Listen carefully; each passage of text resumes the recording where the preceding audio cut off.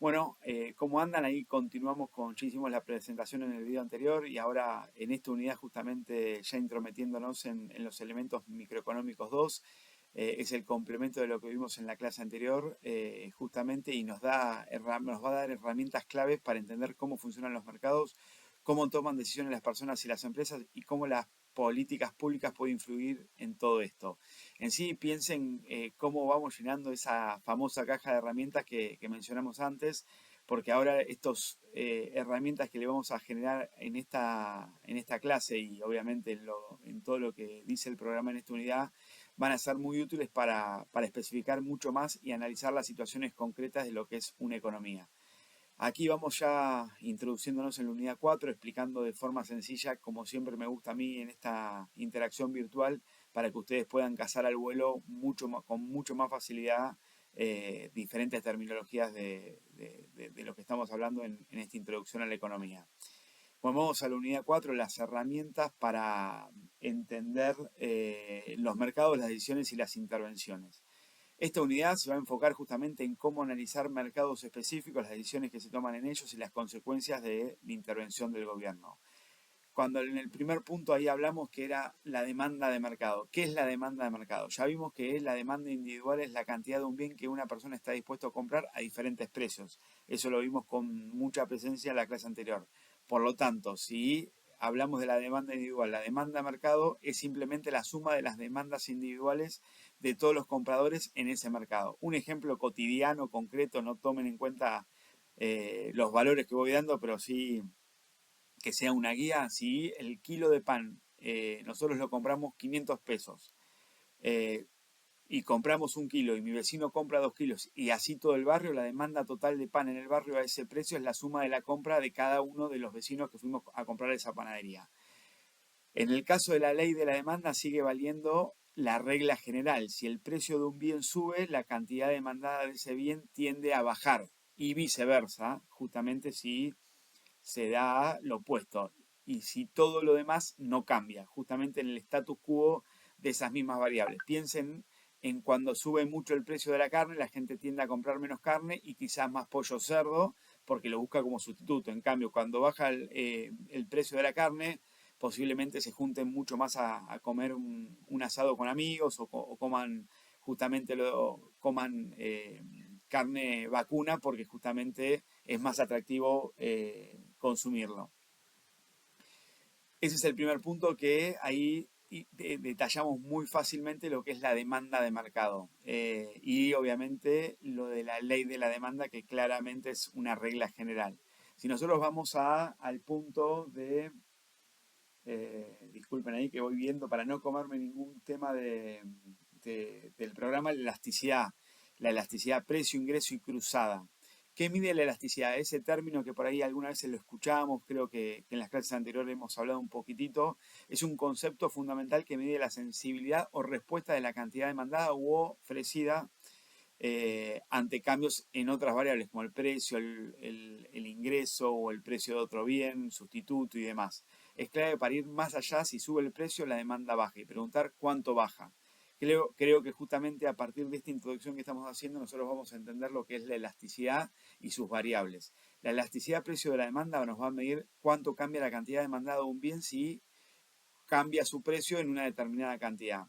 Sintéticamente mide cuánto, insisto, voy a repetirlo esto para que les quede claro, mide cuánto cambia la cantidad demandada de un bien cuando su precio cambia. Ahí, alta elasticidad, baja elasticidad y elasticidad igual a 1. Alta elasticidad, que es la elástica, si el precio sube un poquito, la cantidad demandada baja mucho. Esto pasa con bienes que tienen muchos sustitutos fáciles, como una marca específica de gaseosa. Si sube mucho, la gente obviamente va a comprar otra marca. Si sube Coca-Cola, compramos Pepsi. Si sube Pepsi, compramos la marca Cola de la competencia.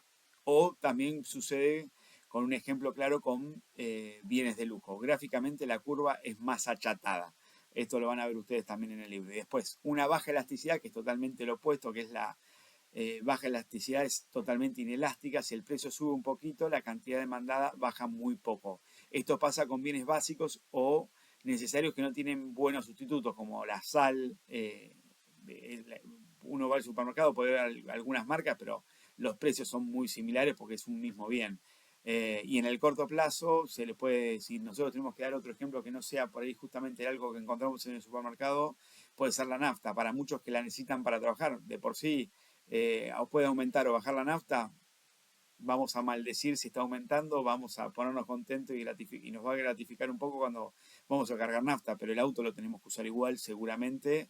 Después, si aumenta muchísimo o hay desabastecimiento, ahí cambia un poco la bocha, pero la nafta en sí, el auto lo tenemos que seguir usando. Gráficamente la curva en este caso es más vertical y una elasticidad de cero significa que la cantidad demandada no cambia nada en el precio. Un ejemplo argentino, para que puedan interpretar lo que dijimos recién, la demanda en transporte público en hora pico podría ser relativamente inelástica. La gente lo necesita sí o sí para ir a trabajar, aunque suba un poco el boleto. La demanda, por ejemplo, con cortes de carne premium puede ser elástica. Si sube mucho, la gente compra otros cortes o cambia de menú.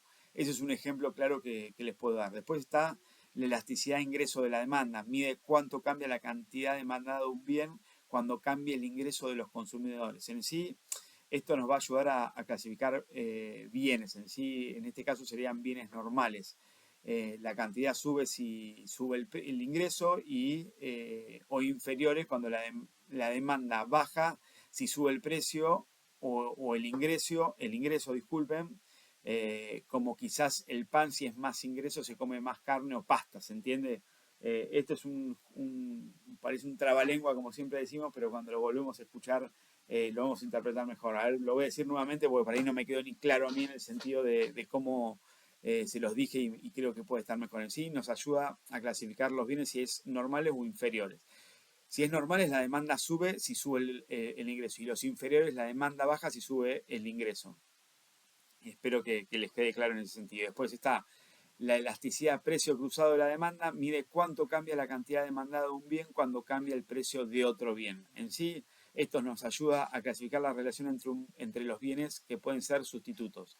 Si sube el precio del bien A, aumenta la cantidad demandada del bien B, como por ejemplo lo que hablamos hoy, que si aumenta el precio de la carne, que sería el bien A, va a aumentar obviamente la demanda de los bienes B, que sería pollo, cerdo, o complementario, si sube el precio del bien A, baja la cantidad del bien B como autos y nafta. Este es para que ustedes puedan interpretar un poco los ejemplos. Ahí vamos ya por el tercer punto, que es el cálculo e interpretación de la elasticidad.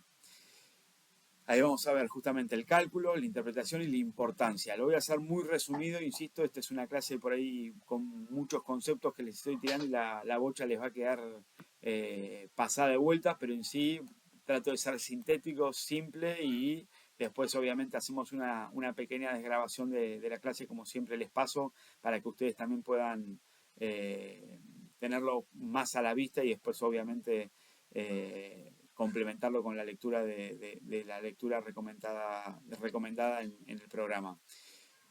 Cálculo e interpretación de la elasticidad. El cálculo se basa en la fórmula de cambios porcentuales, aunque no vamos a hacer cálculos aquí porque obviamente es complejo hacerlo de forma virtual, lo importante es que ustedes puedan entender qué significa el número obtenido.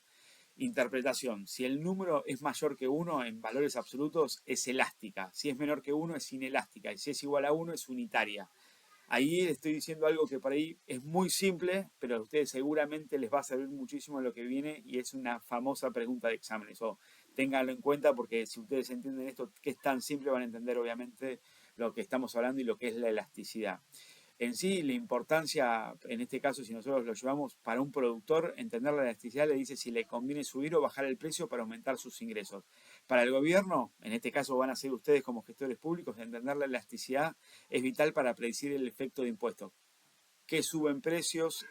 ¿Se entiende? Si ustedes como gestores públicos van a aumentar los impuestos, ¿qué va a suceder? Automáticamente va a subir el precio del bien o aumentan subsidios para tratar de mantener el precio del bien o que no aumente y incida directamente en la demanda.